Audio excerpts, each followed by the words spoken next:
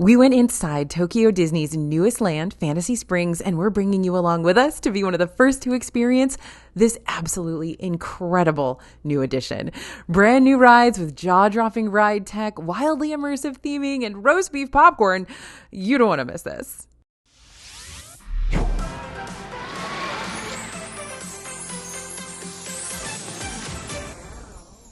Hey everybody, it's AJ for Disney Food Vlog. We are still reeling over being some of the first people to set foot in Fantasy Springs, and I cannot wait for you to see these rides. Big warning though, if you were already dreaming of a trip to Tokyo Disney, this video is going to have you checking flight prices because we just rode the best rides ever in a Disney theme park. Fantasy Springs is Tokyo Disney Sea's largest and most expensive expansion ever, with 3 brand new areas representing Frozen, Tangled, and Peter Pan, and it will officially open on June 6th, 2024.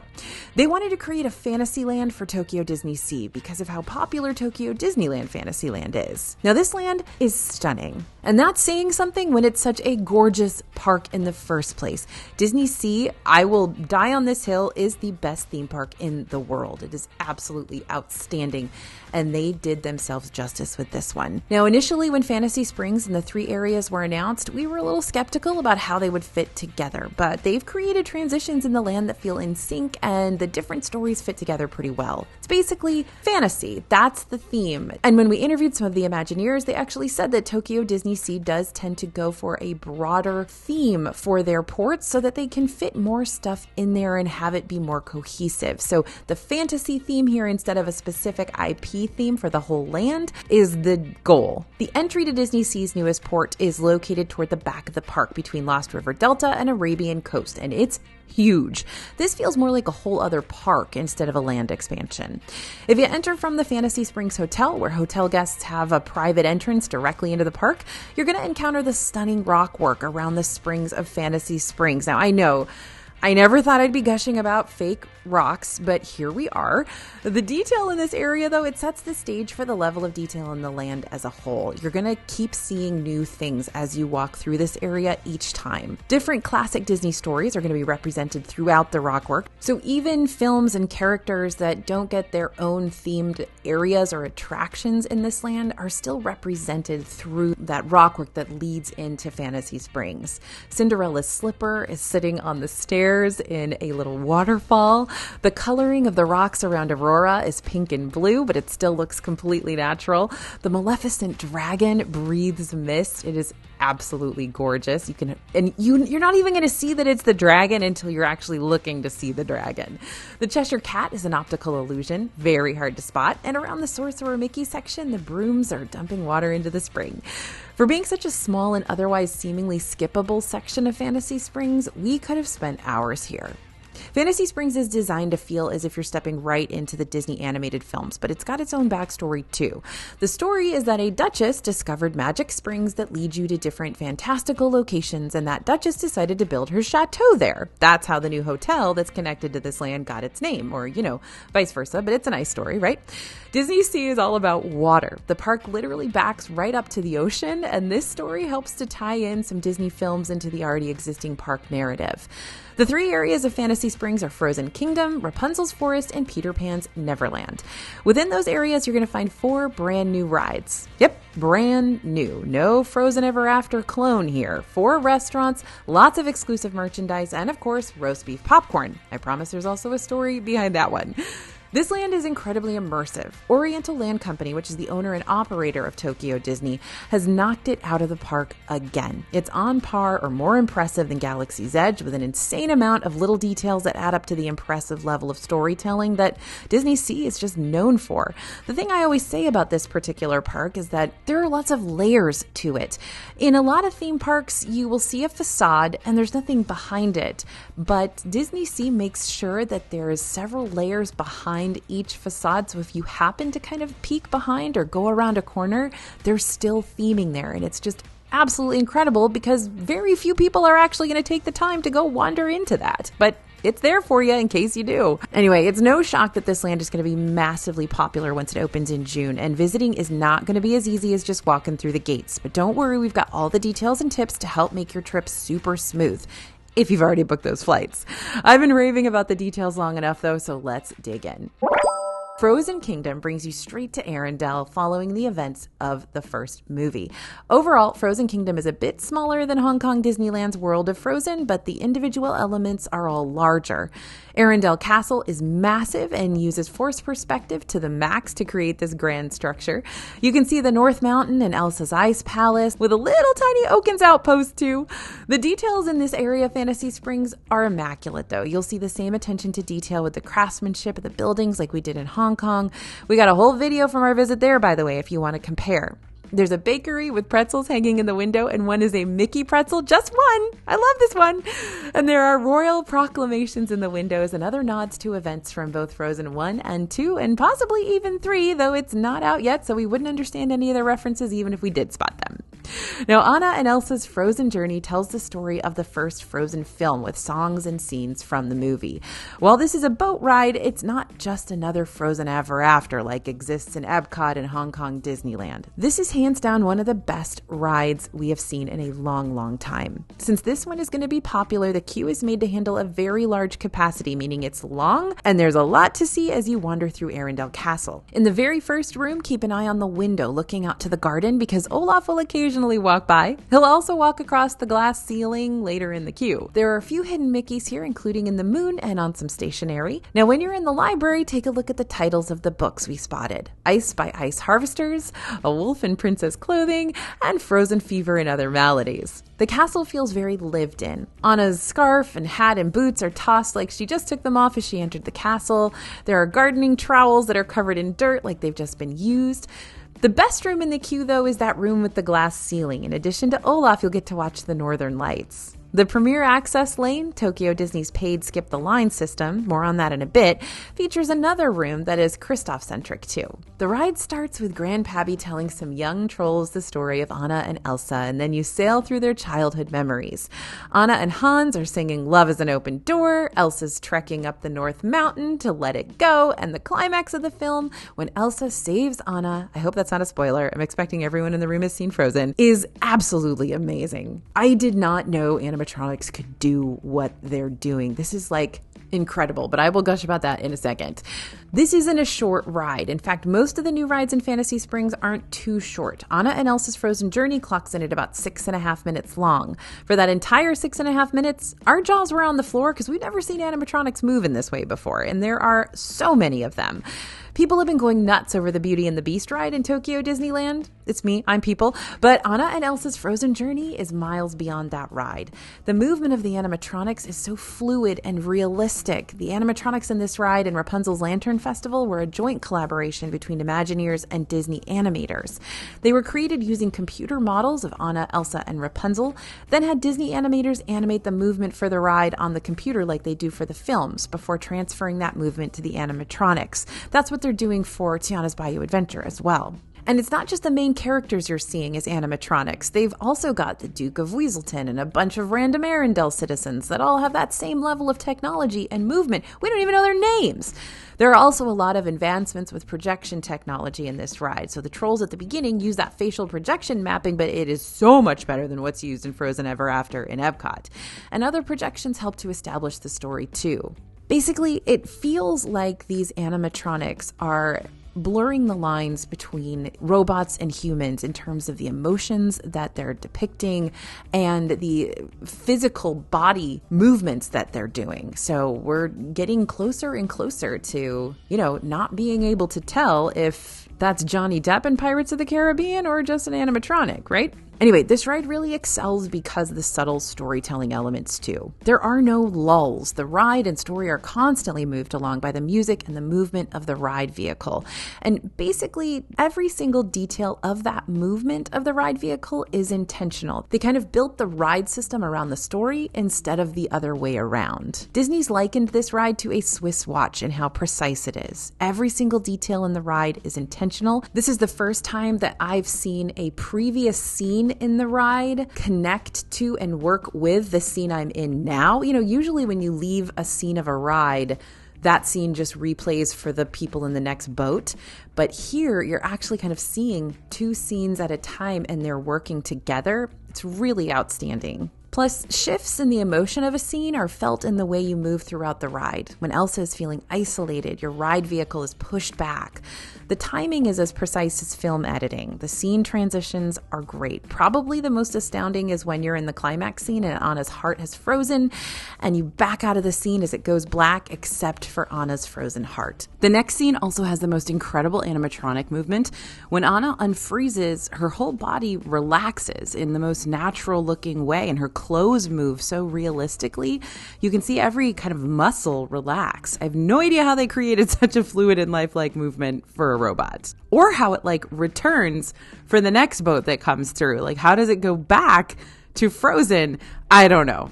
Tokyo Disney and the Oriental Land Company have set a new bar for theme park rides with Anna and Elsa's Frozen journey. It's right up there with Rise of the Resistance in terms of the fully immersive feeling it evokes and the general jaw-dropping nature of the experience. Frozen Kingdom is also home to two places to grab something to eat: Royal Banquet of Arendelle and Oaken's OK Foods. The Royal Banquet is a counter-service restaurant set inside Arendelle Castle, and Oaken's OK Foods will serve up some snacks, including Oaken's Yoo-hoo bread based on Scandinavian cardamom rolls, like Epcot's school bread, except this one's filled with Scandinavian spiced meat and lingonberry jam instead of custard. And we got a chance to try a lot of the food in Fantasy Springs, by the way, so we're going to bring you a full review video soon covering all of that in detail. You know I love an everything we ate in video, but if you need to know our thoughts right now, you can check out our posts on this site. Just Google DisneyFoodblog.com and Fantasy Springs food.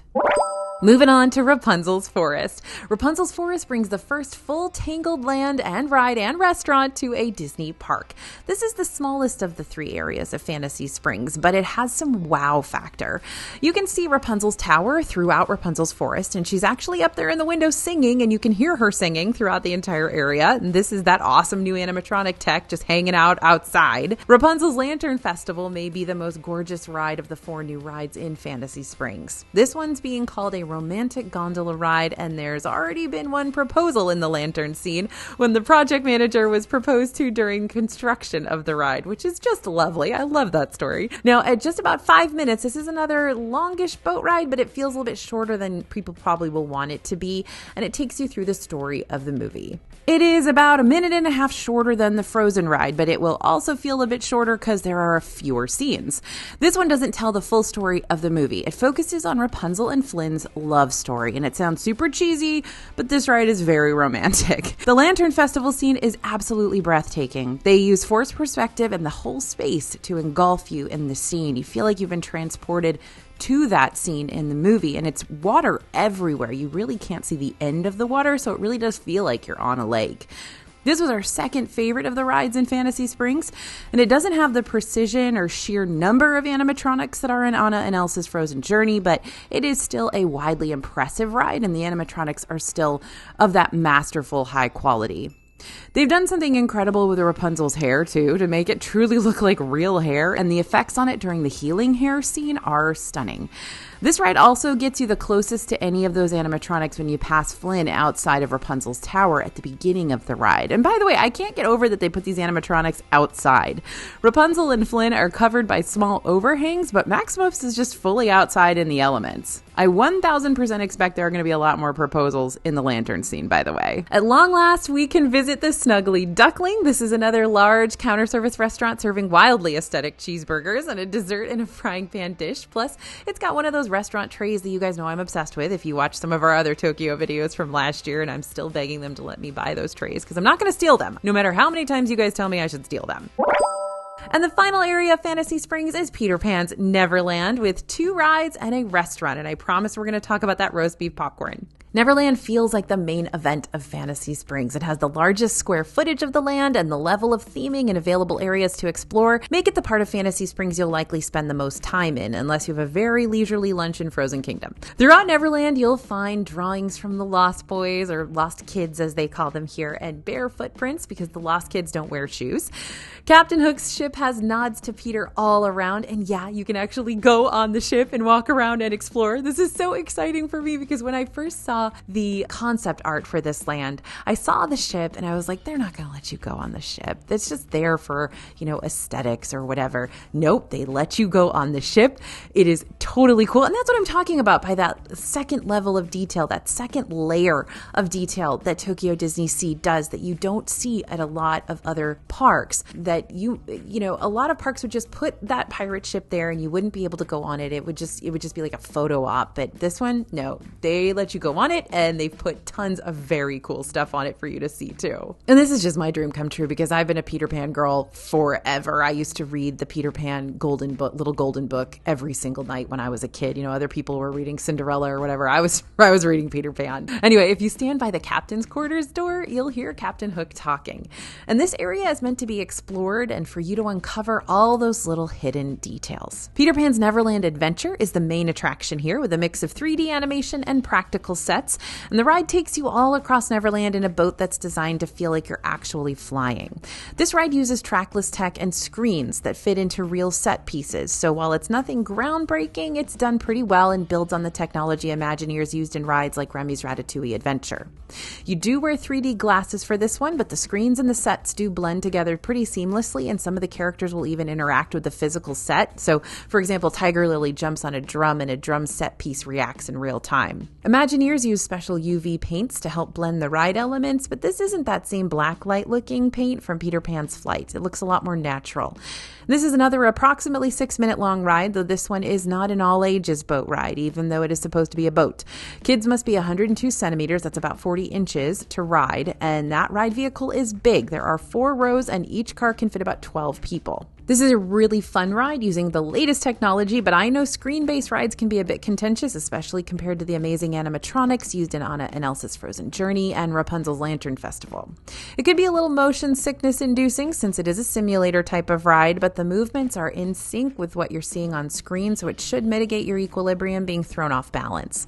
Peter Pan's Neverland Adventure starts in Neverland and ends in London. And when you exit the ride, you're going to find the popcorn wagon, which is selling that roast beef popcorn, because roast beef is what you think of when you think of London, right? Right. Maybe not, but who cares? Roast beef popcorn. Anyway, Fairy Tinkerbell's Busy Buggies is the one shorter new ride of Fantasy Springs, clocking in at about 2 minutes long. And this one is an all ages, all heights ride in Neverland. This one takes you around Pixie Hollow, where you're going to experience the changing seasons. And the queue is incredibly detailed with loads of nods to the Tinkerbell animated movies. You've got Hook's comb right there that says James Hook on it. You've got different things that are holding the ride queue ropes in place. Like you've got a safety pin embedded into the cement, a giant safety pin, of course, because you're the size of a fairy in this particular ride, and like a needle with the rope threaded through it, like embroidery thread would be. Anyway, just keep your eyes open. There is just so much detail in all of these lands. There's no way you can see it all. It's just epic. So back to Busy Buggies. The ride vehicle spins as you travel around Pixie Hollow because you're the size of a fairy and you're riding in a little basket. And there's something called Cheese, which is a mouse animatronic, and he's huge and he's adorable. And I really, really hope that they sell him for us. And this is definitely a cute ride for little ones, but it likely won't draw the same massive lines as the other Fantasy Springs rides. Well, after it's been open for a bit, all those lines are going to be very, very long when it first opens. Overall, on its own, nothing too special, but it's a nice addition to the ride mix within Fantasy Springs. In addition to the roast beef popcorn, you're going to be able to grab a full meal at Fantasy Springs. It's their third counter service restaurant called Lookout Cookout, themed around the Lost Kids and serving chicken tenders with some cute drinks. Again, we'll have a lot more info about all the food in Fantasy Springs coming to the channel soon in our Everything We Ate video, so stay tuned. If you are legitimately booking these flights for a Tokyo Disney trip, though, be sure to grab yourself a copy of our free Ultimate Guide to Tokyo Disney. This printable quick guide is packed with all the info you need to know about navigating the parks, and it's updated with info about Fantasy Springs and how to make sure you get in the new land. Scan that QR code or head to disneyfoodblog.com/Tokyo to get your free guide. Quick little update on merchandise here. Tokyo Disney has some incredible merch, like bring an extra suitcase or two level of incredible merch, and the Fantasy Springs merchandise may warrant its own extra suitcase. There are two main areas to get your Fantasy Springs shopping done. Fantasy Springs Gifts is located at the Fantasy Springs Hotel and can only be accessed from the park. Springs Treasures is a wagon kiosk at the other entrance to Fantasy Springs. And there's a lot of general branded merch, and since this is Tokyo Disney, you can expect a lot of stationery.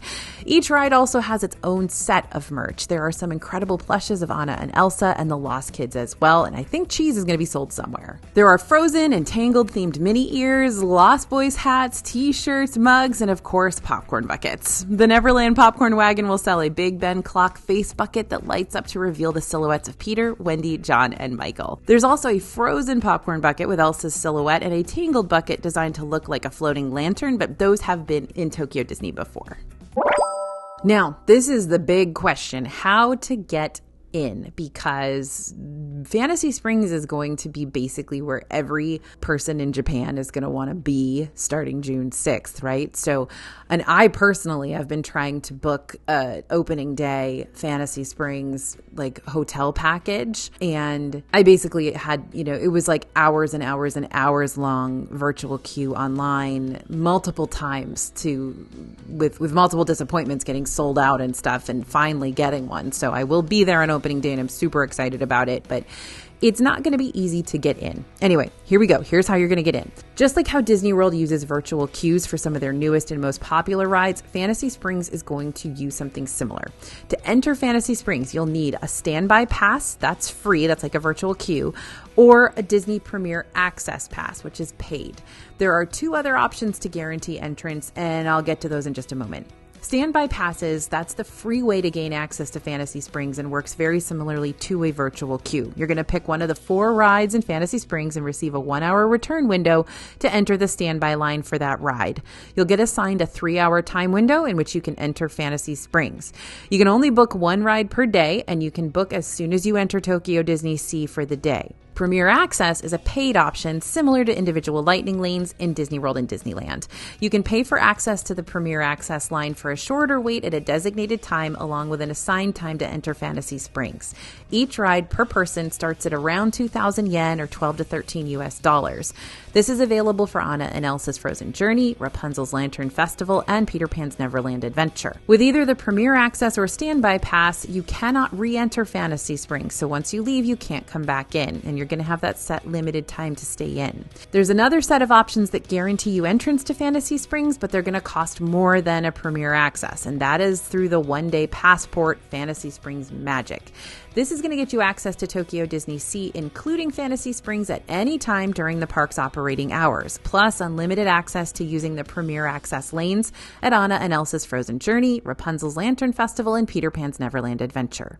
To get this passport, you'll need to book an eligible vacation package with hotel and tickets like I did, or have a stay booked at the Fantasy Springs Hotel. Good luck. If you get a room there, please let me come with you, because I tried multiple times to get a room there and I couldn't. So fingers crossed I will someday be able to stay there. Speaking of Fantasy Springs Hotel, just like the Hotel Miracosta at the front of Tokyo Disney Sea, the Fantasy Springs Hotel opens directly into the park. So guests have a private entrance, which can be a big deal in Tokyo Disney. Those rope drop lines are no joke. People show up hours and hours in advance. The rope drop lines can take hours to get through. I have never felt more special in my life than when I was staying at Miracosta and I just got to walk into Disney Sea without a huge long line. It was just absolutely incredible. So this is going to be something. Now, if you remember that story I told at the beginning of this video about the origins of Fantasy Springs and that duchess that discovered the area, this hotel is supposed to be the chateau she built. Overall, the hotel is meant to be an extension of the land. They wanted it to feel like you're checking into the land of Fantasy Springs rather than just your hotel that connects to a theme park, and the details really play that up. Firstly, this hotel is fancy with a capital F. This is like beyond Grand Floridian Resort level of classy, and all the stories of Fantasy Springs and other Disney classic films are pulled into the decor. The hotel is split into 2 sections, fancy and fancier. The main hotel is Fantasy Chateau, and the super small boutique extra luxury side is the Grand Chateau. Grand Chateau is the most expensive hotel Disney has ever had. In Fantasy Chateau, half the rooms at the hotel are facing the park and offer incredible incredible views of Fantasy Springs, but at Grand Chateau, all of the 56 rooms, just 56 on that side, have park-facing balconies. We got a chance to see the Fantasy Chateau side of the hotel and see one of the rooms. It has a gorgeous mix of Art Nouveau and classic Disney characters and stories. The hotel rooms are filled with nods to different characters, including some Rapunzel-inspired wall paintings. And size-wise, these rooms are about the same as the Tokyo Disneyland Hotel, but this hotel will be more expensive since it's brand new and connects directly into the park, plus, demand. The rooms with a view of the park look directly and only into Fantasy Springs. And some of the theme park view rooms are very cool because you can look into the park any time of day to see the goings-on. And Fantasy Springs is so beautiful, this is also just a relaxing and gorgeous view. And Disney has said that the lighting will change at night. There's just going to be a lot of really cool things to peek at. Now, I can remember staying at Miracosta, which also looks out into the park from some of the rooms, and you basically just see a lot of maintenance go on at night. So maybe that's what you'll see. But something that I loved, if you've watched my Tokyo videos, is that there's kind of a trend or a cultural thing or something that folks do in the park, that they wave their phone flashlight at the people up in the hotels, and the people up in the hotels wave their phone flashlights back at the folks leaving the park. And it's just a really fun sort of like weird bonding moment when the parks are closing. So the Fantasy Chateau starts at 63,500 yen, which is right now $429 per night, while the Grand Chateau starts at 300,000 yen, which is $2,031 per night. Now, there are several dining locations inside the Fantasy Springs Hotel. Fantasy Springs Restaurant has a breakfast, lunch, and dinner buffet. You will need to be staying at the hotel or have picked this restaurant as part of your vacation package in order to dine here. Grand Paradise Lounge is a small lounge located in the lobby of the hotel with floor-to-ceiling windows that look out onto the park. Again, you'll need to be staying at the hotel to visit the lounge. La Libellule, which I had to Google how to say that, is the most exclusive of the restaurants at the Fantasy Springs Hotel. Only guests staying in the Grand Chateau side of the hotel will be able to dine here. It's kind of like the Lotso, the Lotso restaurant over at Toy Story Hotel. Only people staying in the hotel can eat there. This is a little fancier though.